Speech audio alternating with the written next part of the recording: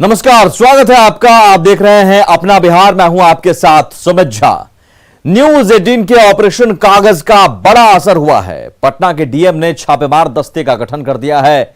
News 18 ने collectorate में फर्जीवाड़े का धंधा करने वाले जिन चेहरों को बेनकाब किया था, उनके खिलाफ मामला दर्ज कर गिरफ्तार करने की कार्रवाई भी शुरू हो चुकी है।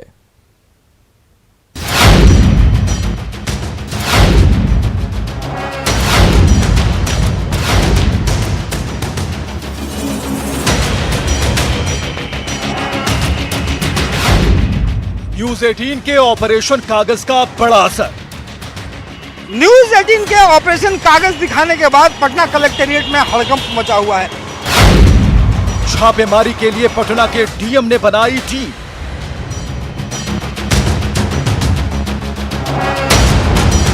बहुत कड़ी कार्रवाई करेंगे और जो फ्लाइंग स्क्वाड और छापामारी दल हम लोगों ने बनाया है,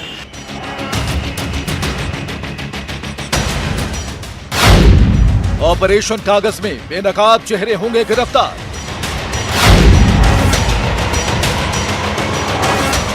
में आया है रिपोर्ट में, उसमें हम लोग प्राथमिकी दर्ज कर रहे हैं। बहुत कड़ी कार्रवाई करेंगे। न्यूज 18 की रिपोर्ट पर एक्शन को मजबूर हुई सरकार।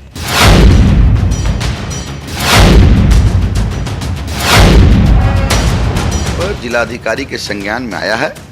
जिलाधिकारी जांच करेंगे, जो भी दोषी होगा उसको कार्रवाई किया जाएगा। कार्रवाई करेंगे नहीं, बल्कि कुछ घंटों में ही कार्रवाई शुरू हो गई, क्योंकि न्यूज 18 ने गहरी तहकीकात और पुख्ता सबूतों के साथ ऑपरेशन कागज में पटना कलेक्ट्रेट में चल रहे फर्जी स्टाम्प पेपर और फर्जी सर्टिफिकेट के सच को बेनकाब किया था। डीएम ने उस रिपोर्ट को ही सर्टिफाई करते हुए फौरन छापे मारे और आरोपियों की गिरफ्तारी का आदेश जारी कर दिया। उसमें हम लोग प्राथमिकी दर्ज कर रहे हैं। बहुत कड़ी कार्रवाई करेंगे और जो फ्लाइंग स्क्वाड और छापामारी दल हम लोगों ने बनाया है, वो लगातार छापामारी करेगा और इस तरह के काम में जो लोग भी शामिल हैं उनके विरुद्ध बहुत कड़ी कार्रवाई हम लोग करेंगे। ये एक्शन न्यूज 18 के उस स्टिंग ऑपरेशन का अंजाम है, जिसे ऑपरेशन कागज नाम से हमने बुधवार रात 8:30 बजे दिखाया था। हमारे स्टिंग में पटना कलेक्ट्रेट कैंपस में फर्जी सर्टिफिकेट और स्टाम्प पेपर के कारोबार में कुल 9 दलाल कैद हुए थे। ऐसे दलाल जो हाथों हाथ फर्जी जन्म और मृत्यु प्रमाण पत्र समेत जाति प्रमाण पत्र के अलावा धड़ल्ले से फर्जी स्टाम्प का कारोबार कर रहे थे। वो हजारों वाला स्टाम्प चाहिए, स्टाम्प तो चाहिए, वो 100 वाला, वो 1000 वाला स्टाम्प के लिखाई थी ना। हाँ, जमीन के लिए, जमीन के लिए, जमीन के लिए। हाँ, ये मिल जाएगा। सस्ता वाला दिलवाइए, सस्ता वाला। हाँ, सस्ता वाला दिलवाइए। सस्ता वाला। हाँ, कितना है? कितना खुदा करके रखना है? कितना में ये 1000 वाला सस्ता में कितना में मिल जाएगा? बढ़िया से बताइए, मतलब मोल भावना के ले ले। खुलासा हुआ तो सियासी गलियारे में हड़कंप मच गया। देखिए, पहले मैं आपके चैनल को बधाई देता हूं कि न्यूज़ 18 ने एक बड़े ही फर्जीवाड़े को उजागर किया है, वो भी राजधानी पटना से संचालित होने वाले फर्जीवाड़ा। फर्जीवाड़ा राजधानी पटना से संचालित हो रहा है, डीएम कार्यालय से हो रहा है, डीएम कार्यालय के आसपास से हो रहा है। मैं समझता हूँ इसमें मुख्यमंत्री नीतीश कुमार को आगे बढ़कर स्थिति स्पष्ट करनी चाहिए। ये गंभीर इशू है। इसका मतलब बिहार में सब कुछ नकली मिल सकता है। धन्यवाद और बधाई देते हैं न्यूज 18 बिहार झारखंड को, जिसने इस कागज ऑपरेशन के माध्यम से पर्दाफाश कर दिया, बेनकाब कर दिया कि किस तरह से कलेक्ट्रेट में घोटाला हो रहा है कागजों पर। सरकार बताए कि ये किसके संरक्षण में हो रहा है। आपने जिस तरह से देखा, मैं उनको न्यूज 18 के लोगों को धन्यवाद देता हूं। निश्चित तौर पर जिलाधिकारी के संज्ञान में आया है। जिलाधिकारी जांच करेंगे, जो भी दोषी होगा उसको कार्रवाई किया जाएगा। इन 9 चेहरों की गिरफ्तारी के लिए ट्रेजरी ऑफिसर ने गांधी मैदान थाने में एफआईआर के लिए आवेदन दिया और खुलासे से बचे हड़कंप के बाद कलेक्ट्रेट परिसर में सन्नाटा पसर गया है। रवि नारायण, न्यूज 18 पटना।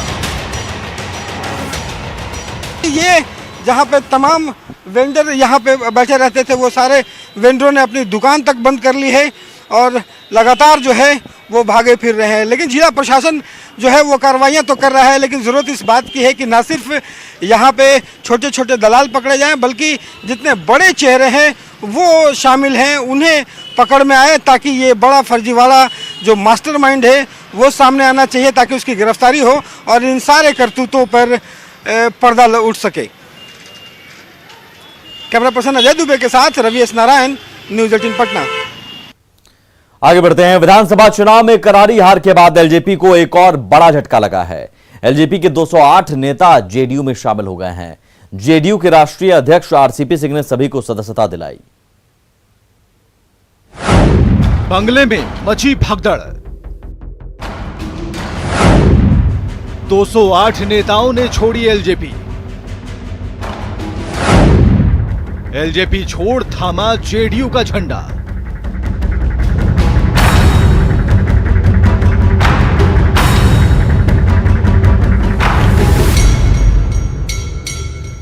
और एलजेपी के 208 नेता जेडीयू में शामिल हो गए। खुद जेडीयू के राष्ट्रीय अध्यक्ष आरसीपी सिंह ने सभी को सदस्यता दिलाई, जिसमें एलजेपी के कई प्रकोष्ठ के अध्यक्ष और जिलाध्यक्ष शामिल हैं। जेडीयू में शामिल केशव सिंह ने तो यहां तो कह दिया कि एलजेपी पार्टी नहीं, प्राइवेट लिमिटेड कंपनी है। चिराग पासवान जी अभी कह रहे थे एक साथी, बिहार का कहावत है कि सुख दुख में चलने के अधिकार 76 वर्ष जो आदमी का देव बिहार से इंतजार कर रहा हो, जिसका भ्रष्टाचार में आतंक डूबा हुआ हो, वह व्यक्ति नीतीश कुमार जी को जेल भेजने के काम कर रहा है। मैं आप लोग को ला करके आज बताना चाहता हूँ, चिराग पासवान जी देश के आज सबसे बड़े कॉर्पोरेट हैं। विधानसभा चुनाव में एलजेपी अध्यक्ष का तेवर सबने देखा, लेकिन रिजल्ट में एलजेपी का प्रदर्शन चिराग को चुप करा गया। इस दरमियान एलजेपी के कई नेता लगातार जेडीयू के संपर्क में थे और आखिरकार वे सभी जेडीयू का कुनबा बड़ा कर गए। इसे कहीं न कहीं आरसीपी के कुशल नेतृत्व और बेहतर रणनीति का हिस्सा भी मान रहे हैं। जनता दलित की सदस्यता ग्रहण कर रहे हैं और कितना बढ़िया नाम है। पहला नाम है केशव सिंह। केशव सिंह कौन? केशव कौन थे? और जो 208 पर नाम है वह राम रत्न दास जी। तो केशव से शुरू हो रहा है, राम पर खत्म हो रहा है।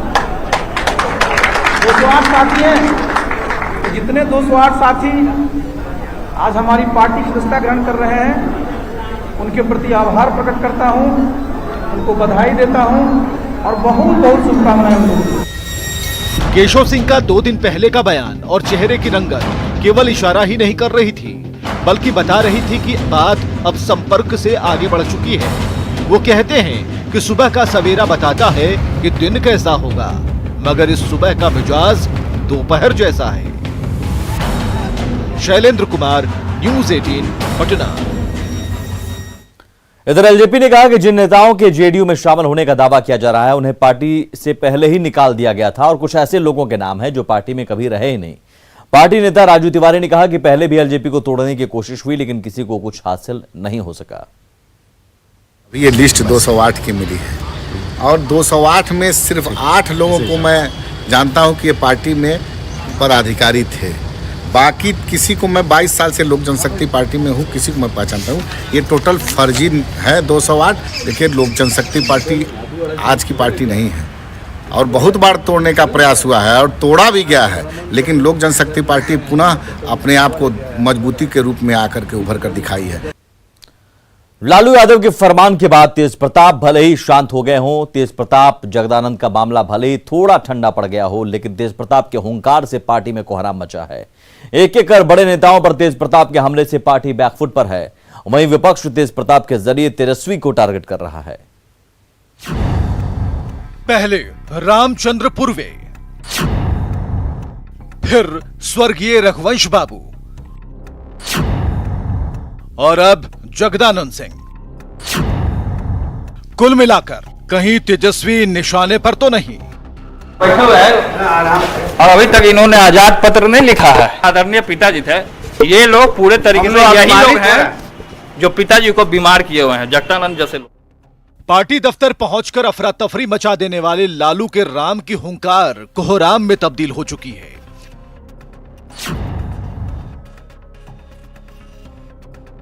पार्टी बैकफुट पर है तो तेजस्वी को टारगेट करने वाले फ्रंट फुट पर। तेज प्रताप यादव भी पूरी तरह से अपने पिताजी के पद चिन्हों पे चल रहे हैं। जो लोकप्रियता तेजस्वी को मिल रही है वो लोकप्रियता जो है तेज प्रताप को नहीं मिल रही, वो अंदर ही अंदर जल रहे हैं। तेज प्रताप को हिम्मत नहीं है किसी को भी जिद करने का, जब तक इनके परिवार के बड़े नेताओं का इशारा न हो। चुनाव में नंबर कम आने का दंश झेल रहे तेजस्वी इसके अलावा भी कई सवालों से घिरे हैं। उन सवालों में तेज प्रताप का मूड और परिवारवाद वाली पार्टी का आरोप भी शामिल है। सवाल इग्नोरेंस और चुप्पी के बीच जवाब का इंतजार कर रहा है। दौड़ लगाकर पूछने पर तेजस्वी बस इतना ही कहते हैं। बहकाना फुसलाना शुरू कर रहे हैं। तेज प्रताप जी और जगदानंद जी का जो प्रकरण था उसमें कुछ कहना चाहेंगे? क्या फर्क करने? जगदा बाबू को जमीन धराकर खुद मचिया पर आसीन होने वाले तेजस्वी अभी उसी सवाल का बोझ उठा रहे हैं कि तेज प्रताप ने एक नया सवाल परोस दिया है। पीछे की पटकथा बार बार एहसास कराने जैसी है कि मैं हूं तेज प्रताप यादव, लालू प्रसाद का बड़ा पुत्र। अमित कुमार सिंह, न्यूज़ 18 पटना। पटना में तेजस्वी और आरजेडी के प्रदेश अध्यक्ष जगदानंद सिंह के साथ करीब 2 घंटे तक मुलाकात चली। इन सबके बीच कयास लगाए जा रहे हैं कि तेज प्रताप यादव के प्रकरण के मुद्दे पर दोनों नेताओं में बातचीत हुई। हालांकि तेजस्वी यादव मुलाकात के बाद जब बाहर निकले तो उन्होंने ऐसी किसी भी बातचीत से इनकार कर दिया। केरला के लोग आए हुए थे, बंगाल के लोग हैं, असम के लोग हैं, वहाँ जो चुनाव होने वाला है इस पे चर्चा चल रही है। जिस विषय को आप लोग पूछ रहे हो वो कोई विषय है ही नहीं। कल से विधानसभा का बजट सत्र शुरू हो रहा है। इससे पहले स्पीकर ने सर्वदलीय बैठक बुलाई जिसमें संसदीय कार्य मंत्री विजय चौधरी और नेता प्रतिपक्ष तेजस्वी यादव के साथ कई पक्ष विपक्ष के नेता शामिल हुए। इस दौरान सत्र को शांतिपूर्ण तरीके से चलाने पर चर्चा हुई। तेजस्वी यादव ने कहा कि सीएम नीतीश ने कोरोना को लेकर विधानसभा की कमेटी बनाने की बात की थी, लेकिन कमेटी नहीं बनी। ऐसे कई मामले हैं जिसे सदन में उठाया जाएगा। आगे सवाल है कि भाई जनता की बात को वो सामने रखता है। अगर सरकार से कोई गलती हो जाए तो हम लोग चाहते हैं जनहित के मामले का समाधान हो, लेकिन सरकार कहीं ना कहीं से अपने नाकामियों को छुपाने के लिए जो नायाब तरीके नीतीश कुमार जी के नेतृत्व में चलते आ रहे हैं कि फर्जीवाड़ा करो, आंकड़े सही मत बताओ, ट्रांसपेरेंसी मत रखो, झूठ पे झूठ बोलो, कमिटमेंट करके भी पलट जाओ, तो ये सारी चीज़ें तो हम लोग देख ही रहे हैं। बिहार की जो जन आकांक्षाएँ हैं, जो जन भावना है, या राज्य सरकार के द्वारा जो विकास के क्षेत्र में जितने भी बजट है या जो बिल्स हैं वो पारित हो, जिससे कि हम बिहार की बेहतर सेवा कर सकें।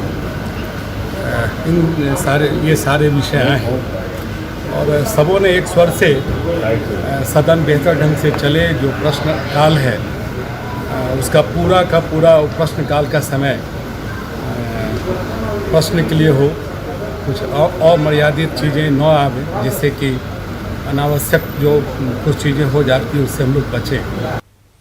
आगे बढ़ते हैं। खुशी के मौके पर हर्ष फायरिंग की तस्वीरें आपने बहुत देखी होंगी, लेकिन छपरा से ऐसी तस्वीर सामने आई है जहां मातमी धुन पर ठाई ठाई की आवाज गूंजती रही।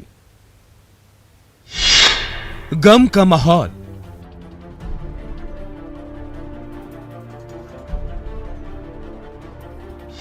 खौफ की खुराक, मातमी धुन पर ठाए ठाए।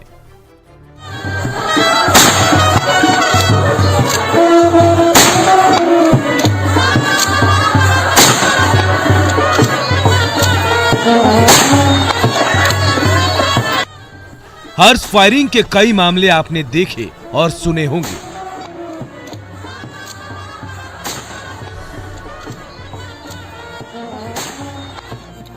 लेकिन अब हम आपको जो दिखाने जा रहे हैं वो ना तो किसी बर्थडे पार्टी, ना किसी शादी समारोह और ना ही किसी रिसेप्शन पार्टी की तस्वीरें हैं, बल्कि ये गम के माहौल में खौफ की खुराक है।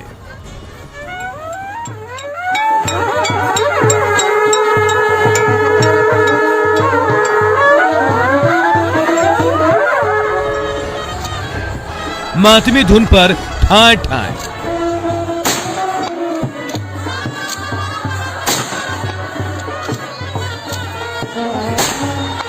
गौर से देखिए इस शख्स को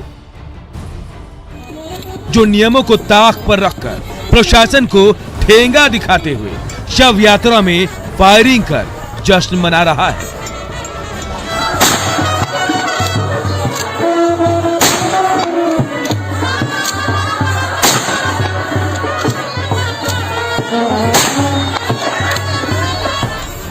मनाए भी क्यों ना, यह शव यात्रा खास है क्योंकि छपरा के नयापुर थाना के बेरुई गांव के बीजेपी नेता शशि भूषण सिंह की वृद्ध मां की यह अंतिम बारात है। जब सफेद पोशों का हाथ हो तो समर्थकों की बहार होती है।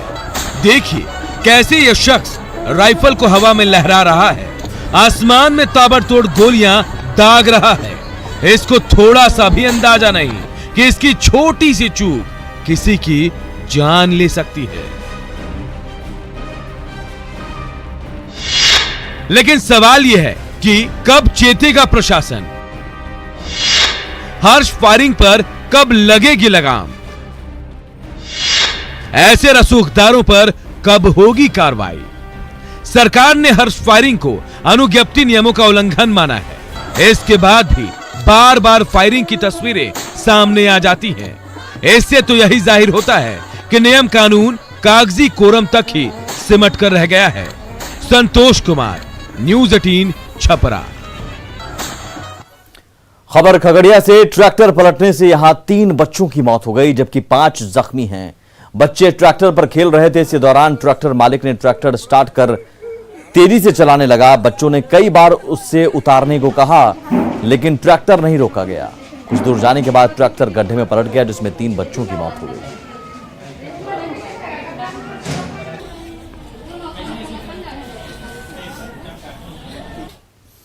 बेगूसराय में नाबालिग छात्रा का शव गंडक नदी से बरामद हुआ है। बताया जा रहा है कि मृतका 13 फरवरी को बिस्किट लाने के लिए घर से निकली थी लेकिन उसके बाद वापस घर लौटकर नहीं आई, जिसके बाद परिजनों ने बीरपुर थाने में अपहरण का मामला दर्ज कराया।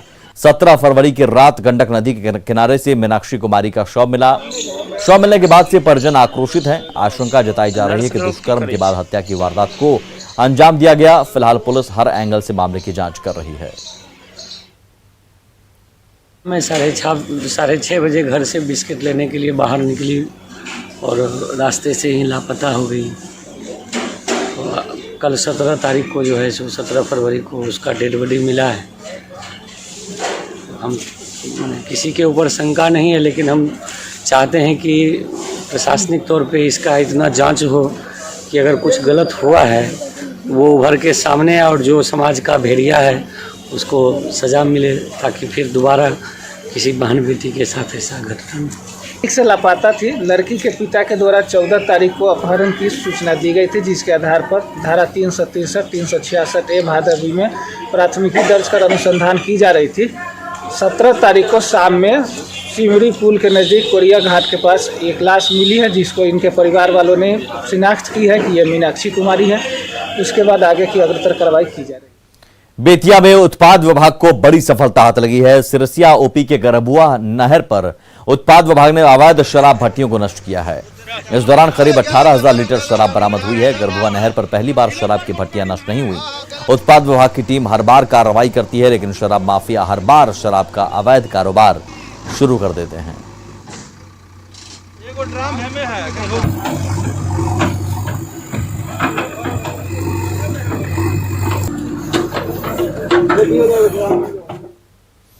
आरा में आदर्श सेंटर जैन स्कूल के गेट पर हंगामा हुआ है। मैट्रिक की परीक्षा दे रहे छात्रों के अभिभावकों ने बवाल काटा है। इन लोगों पर स्कूल गार्ड के साथ मारपीट करने का आरोप लगा है। बताया जा रहा है कि चिट तैयार करने के चक्कर में छात्र परिसर में एंट्री करना भूल गए, फिर जबरन अभिभावकों ने छात्रों को गेट के अंदर प्रवेश कराया। स्कूल के गेट पर इन लोगों ने जूते और ईंट भी फेंके।